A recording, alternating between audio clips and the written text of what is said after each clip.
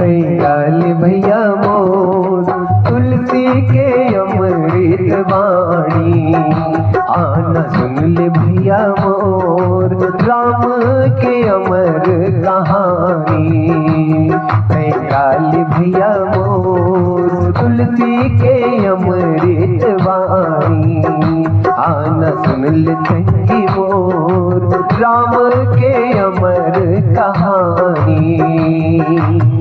राम के अमर कहानी, तुलसी के अमृत वाणी, राम के अमर कहानी, तुलसी के अमृत वाणी।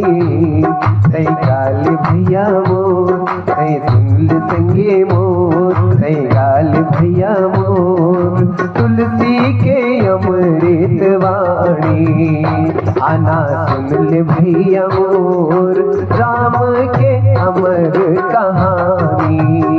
हाँ राम के अमर कहानी, तुलसी के अमृत वाणी।